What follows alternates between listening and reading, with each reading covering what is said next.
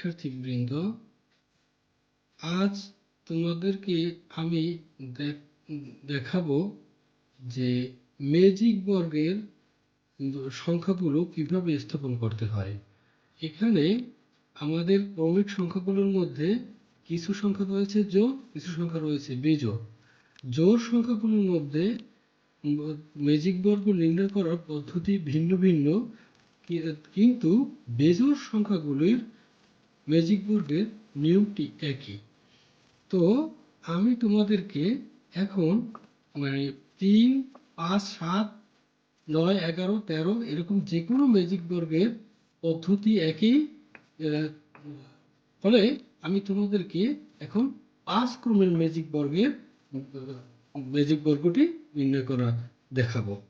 এবং 5 ক্রমের ম্যাজিক বর্গের ম্যাজিক সংখ্যাটি হলো সূত্র 5 × 5² যোগ 1 ভাগ 2, অর্থাৎ 5 5 5 25 যোগ 1 ভাগ 2, 25 আর 1 26 ভাগ 2, 13 2 × 26, 5 13 65।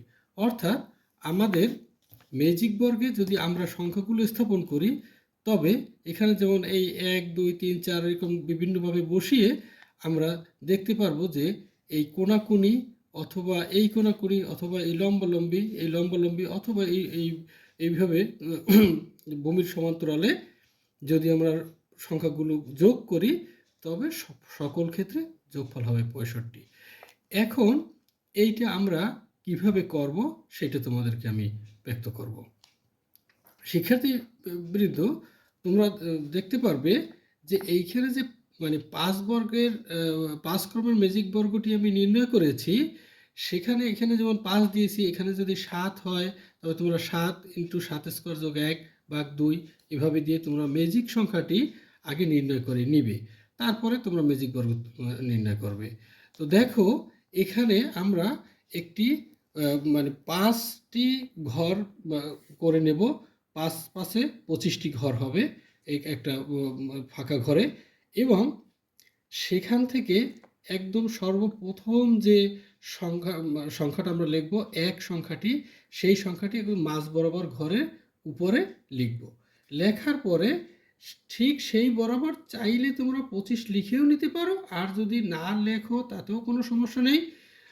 তোমরা আমি যে পদ্ধতিতে দেখাবো তাতে সর্বশেষ এখানে 25 সংখ্যাটি আসবে।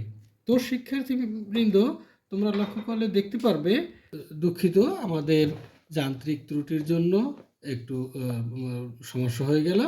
তো শিক্ষার্থীবৃন্দ, তোমাদেরকে আমি আবারও বলছি যে এই যে 1 সংখ্যাটি আমরা মাঝ বরাবর লিখেছি, যেমন 1 2 3 4 5, এই 5টি ঘরের মাঝ বরাবর আমি লিখেছি।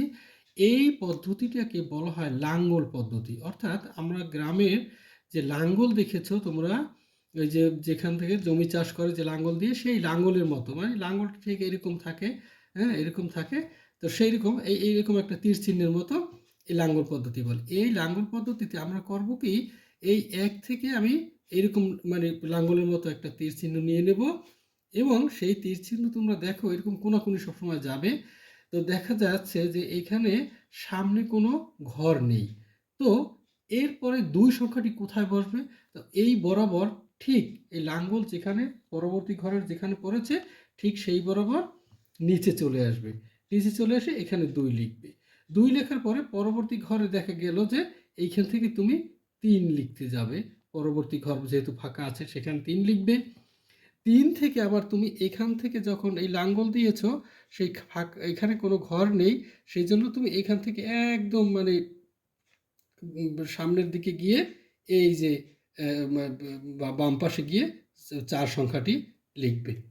4 সংখ্যার পর পরবর্তী যে তোমার সংখ্যাটি রয়েছে, এই সংখ্যাটি হলো 5। 5-এর পরবর্তী সংখ্যাটি যে তীরচিহ্ন দিলে 1-এর ঘরে যায়, কিন্তু 1 তো আমরা আগেই পূর্ণ করে ফেলেছি, সেই জন্য 5-এর বরাবর 6 লিখতে হবে, নিচে 6 লিখতে হবে। 5-এর বরাবর নিচে 6 লিখতে হবে। সেই 6 থেকে আবার সামনের দিকে আমরা যাব, 7-এর পরে 8 ঘরটি আমাদের ফাঁকা রয়েছে, সেখানে 8 লিখব। 8-এর পরে আমরা আবার এই ঘরে যাব। এইখানে দেখা গেল যে এই লাঙ্গল পদ্ধতিতে আমাদের কোনো ঘর নেই, সেই জন্য এইখান থেকে বরাবর আমরা নিচে চলে আসে এই একদম নিচের ঘরে 9 লিখলাম। 9 লিখে এই 9 থেকে আবার আমি কোনাকুনি যাব। কোনাকুনি ঘরে এখানে কোনো ঘর না থাকার কারণে আমরা এখান থেকে ঠিক একেবারে বাম দিকে চলে যাব 10। এই যে দেখো শিক্ষার্থীবৃন্দ 10 লিখেছি। 10-এর পরবর্তী ঘরে যেখানে আমরা লিখতে যাব কোনাকুনি, সেই ঘরে একটি সংখ্যা রয়েছে। সুতরাং 11 সংখ্যাটিকে আমরা এখানে না লিখতে পেরে বরাবর, যখন আমরা লিখতে পারবো না, কোনাকুনি ঘরে যখন লিখতে পারবো না, ঠিক তার বরাবর নিচে আমরা সংখ্যাটি লিখব 12। 12 লেখার পরে আমাদের দেখো মানে 11 লিখেছি, সরি 10-এর পরে 11, 11 পরেই আমরা 12 লিখেছি, 12-র পরে 13 লিখেছি, 13-র পরে 14 লিখেছি, 14-র পরে 15 লিখেছি। শিক্ষার্থীবৃন্দ, এইখানে একটা ঘটনা হয়েছে যে এইখানে তোমার লাঙ্গলটা বের হয় এদিকে। এই সংখ্যাটি তুমি কোথায় লিখবে? এইটা কি বাম দিকে লিখবে? 16 সংখ্যাটি কি বাম দিকে লিখবে নাকি ডান দিকে লিখবে? অর্থাৎ তোমাকে এই কোনায় যখন আসবে তখন 16 সংখ্যাটিকে ঠিক 15-র নিচে বরাবর মানে লিখবে। তো এখন এই 16 সংখ্যাটি থেকে আমি আবার কোনাকুনি গিয়ে যাব। কোনাকুনি গিয়ে দেখতে পাচ্ছি যে এখানে কোনো ঘর নেই। তো এই 17 সংখ্যাটি আমি ঠিক এই বরাবর বামে আমি চলে এসে কোনো এক ঘরে আমি লিখে দিব। লিখে দিয়ে এই 17 থেকে আবার আমি লাঙ্গল পদ্ধতিতে গেলাম। এখানে দেখা গেল কোনো ঘর নেই, তাহলে এই বরাবর ঠিক নিচে 18 লিখব। এই যে 18 লিখেছি, দেখো 18 লিখেছি। 18-র পরে এই কোনার ঘরে 19, এই কোনার ঘরে 20, 20-এর পরে আমি এই ঘরে যে লিখবো সে ঘরে আমার আগেই লেখা ছিল, সেই জন্য 21 সংখ্যাটি ঠিক বরাবর নিচে লিখেছি। 21-এর পরে আমি 22 লিখলাম, কারণ এই ঘরে আমাদের ফাঁকা ছিল, 22 লিখেছি।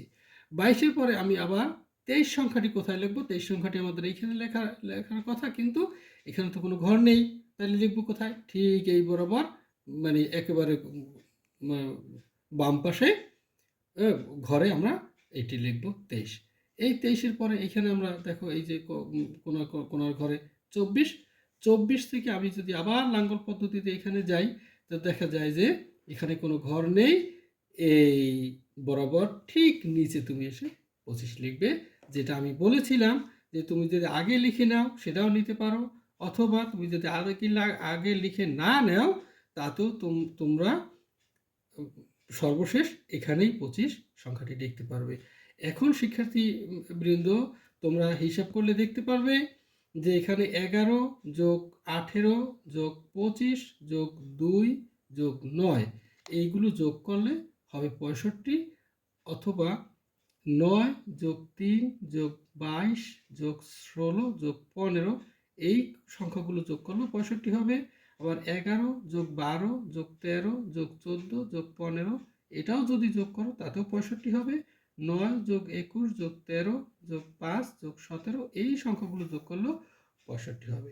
শিক্ষার্থী মণ্ডলী, আজ এ পর্যন্তই। ধন্যবাদ সকলকে।